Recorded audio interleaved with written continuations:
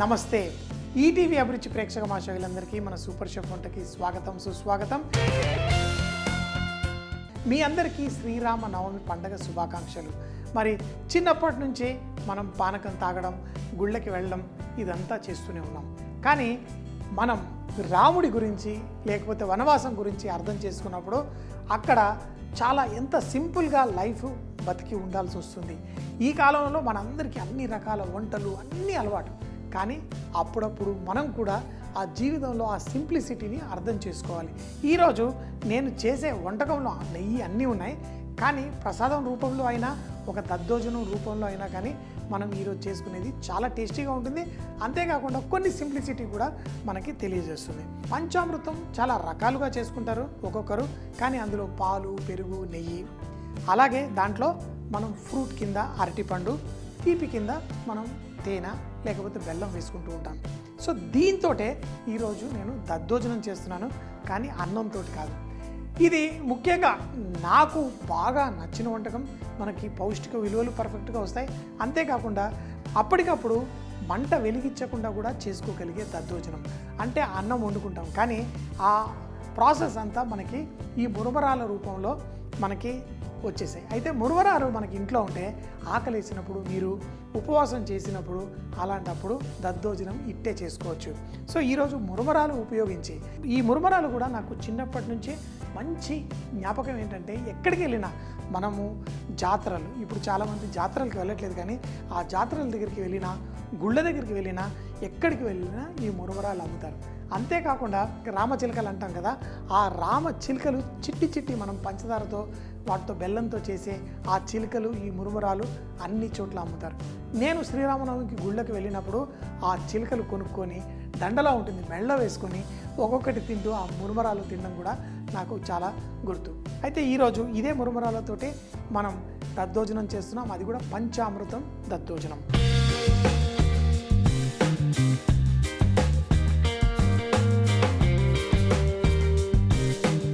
ఈ పంచామృతం చేయడానికి ముందుగా మనము పాలు,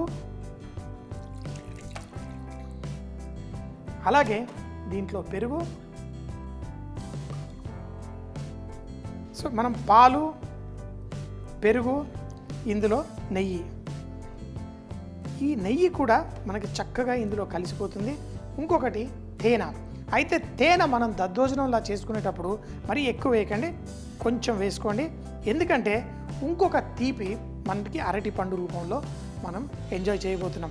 చిన్నప్పుడు పిల్లలకి అంటే దద్దోజనంలో మనం కొంచెం అరటిపండుతోటి ముద్దలు కలిపి పెడుతూ ఉంటాం.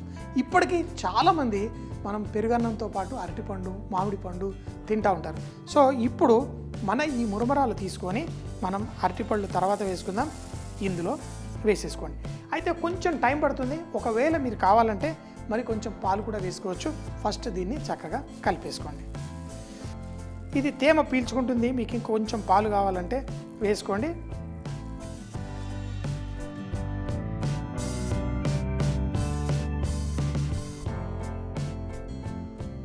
మనకి ఇన్స్టెంట్గా మనకి దద్దోజనం రెడీ అయిపోతుంది.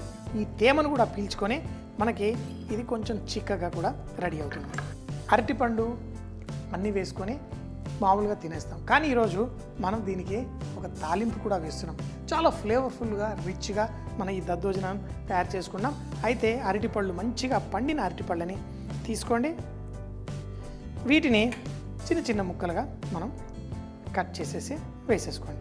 లేదు కొంచెం మ్యాష్గా కావాలంటేనేమో ఇలా ఫోర్క్ తోటి ఇలా మీరు తీసేసారనుకోండి, కొంచెం మ్యాషీగా కూడా అవుతుంది. తినేటప్పుడు అలా కూడా బాగుంటుంది. చూడండి, ఈ ఫోర్క్ని ఇలా గుచ్చామనుకోండి మనకి చక్కగా మ్యాషీగా అవుతుంది. సో ఈ విధంగా ఒకటి కాదు, ఒక రెండన్న అరటిపళ్ళు వేసుకుంటే దీని మజా ఉంటుంది.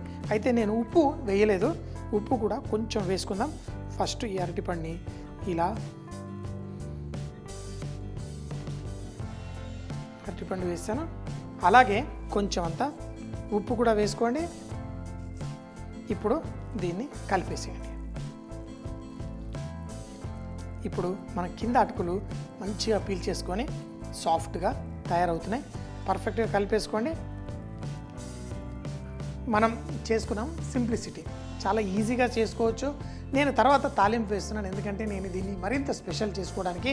ఇలా చేసుకొని కూడా మనం చక్కగా దీన్ని వడ్డించేసుకోవచ్చు. ఇంకొకటి మన మురవరాలు, అరటిపండు, ఇవన్నీ ప్రసాదానికి సంబంధించినవి. భారతదేశంలో ఎక్కడికన్నా వెళ్ళండి, ఎక్కడికి వెళ్ళినా గుళ్ళ బయట ప్రసాదంలో ఏదో రకంగా మురమరాలు మనకి ఇస్తూ ఉంటారు.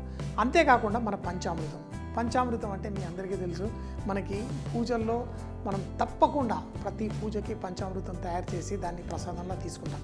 అలాంటిది మన శ్రీరామనవమికి ఈ పంచామృతంగానే ఈ మురమరాలతోటి మనం వడ్డించుకుంటున్నాం. మరొకటి నాకు బాగా ఇష్టమైంది ఏంటంటే, ఈ మధ్య అందరికీ పాలిష్డ్ రైస్ చేసేసి మనం బాగా ఉడికించిన అన్నంతో చేస్తూ ఉంటాం. అయితే దాంట్లో ఫైబర్ కంటెంట్ అవి కూడా తక్కువ ఉంటాయి. ఈ పంచామృతాన్ని మనం తక్కువ అంచనా వేయకూడదు. మన పూర్వీకులు ఎంతో దీని మీద రీసెర్చ్ చేసి ఉంటారు. అయితే పాలల్లో మనకు కావాల్సిన కొన్ని బ్యాక్టీరియా ఉంటుంది, పెరుగులో లాక్టోబాసిల్లస్ ఉంటుంది, అలాగే నెయ్యిలో మనకి కావాల్సిన కొన్ని ప్రోబయోటిక్స్ ఉంటాయి, అలాగే మన తేనెలో మనకి పోలన్ ఇవన్నీ ఉంటాయి. అవన్నీ చాలా చాలా మంచివి. దాంతోపాటు మనము అరటిపండు కూడా వేస్తున్నాం. అన్నిటికంటే పౌష్టిక విలువలు ఎక్కువ కలిగిన అరటిపండు, దాన్ని కూడా మనం ఇందులో చక్కగా యాడ్ చేసేసుకొని మన మురమరాలతో చేసేసుకున్నాం. పర్ఫెక్ట్. అయితే దీనికి తాలింపు మనం వేసుకుందాం. ఆ తాలింపు కూడా నేను నెయ్యితోటే వేస్తున్నాను. సో నెయ్యితో వేసుకుంటున్నాను. దీంట్లో నేను ఎండుమిరపకాయలు, ఆవాలు, జీలకర్ర, శనగపప్పు, మినప్పప్పు, జీడిపప్పు, దాంతోపాటు అల్లము, పచ్చిమిరపకాయ, కొంచెం ఇంగువ, కరివేపాకు, వీటన్నిటిలో కూడా మనకి చాలా పౌష్టిక విలువలు ఉంటాయి, ఆరోగ్యానికి మంచిది.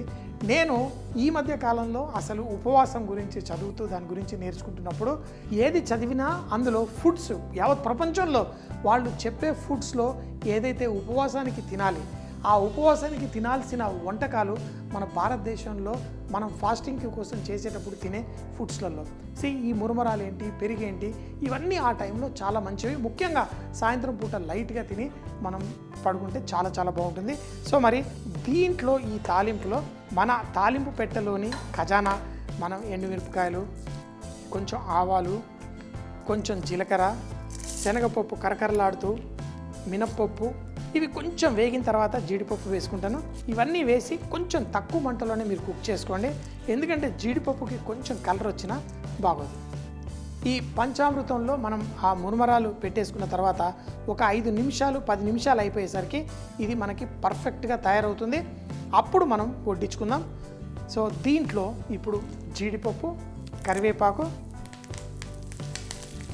ఇవన్నీ ఇలా వేగుతూ దాంట్లో పచ్చితనం వెళ్ళిపోవాలి. మనకి ఆ శనగపప్పులో, మన మినపప్పులో పచ్చితనం వెళ్ళిపోవాలి. ఆ కరివేపాకు కూడా చిట్పట్లాడి పర్ఫెక్ట్గా అయిన తర్వాత సన్నగా తరిగిన అల్లం, పచ్చిమిరపకాయలు, కావలసినంత కొంచెం అంత ఇంగువ,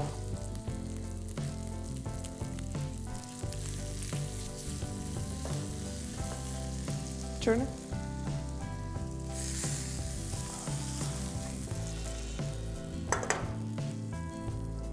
కలిపేసుకోండి. తేమనంతా మన మురమరాలు కూడా పీల్చేసుకుంటుంది. ఇంతే. పండగలకి ఒక్క పొద్దు ఉన్నప్పుడు సాయంత్రం పూట చక్కగా ఈ విధంగా చేసుకోండి. ఇది ఇన్స్టెంట్గా తినాలంటే మన మురమరాల్ని కొంచెం నీళ్ళలో, వేడి నీళ్ళలో ఇలా ముంచేసి తీసి ఆ నీళ్లు పిండేసి వేసుకుంటే మీకు సాఫ్ట్గా ఉంటుంది. అదే కనుక ఒక అరగంట లేకపోతే ఇప్పుడు చేసుకొని మధ్యాహ్నం తినాలి అనుకుంటే కలిపేసుకోండి, ఫ్రిడ్జ్లో పెట్టేసుకోండి, మన మురమరాలు సాఫ్ట్గా అయిపోతాయి. లేకపోతే అప్పటికప్పుడు మీరు ఇలా కలుపుకున్నారు అనుకోండి, కొంచెం మురమరాలు కొంచెం గట్టిగా ఉంటాయి. కాబట్టి నీళ్ళల్లో ముంచి మనం తీసేసుకొని వేసుకున్న బాగానే ఉంటుంది. నాకైతే చేసేసి 20 నిమిషాలు కూడా అయిపోవచ్చింది. సో దీన్ని మనం వడ్డించేసుకుందాం.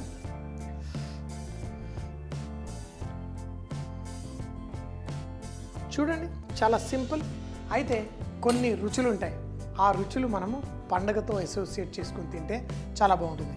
మనం చేసిన ఈ పంచామృతంతో ఈ మురమరాల దద్దోజనం చాలా టేస్టీగా ఉంటుంది, ఎందుకంటే మనకు కావాల్సినవన్నీ వేసుకున్నాం.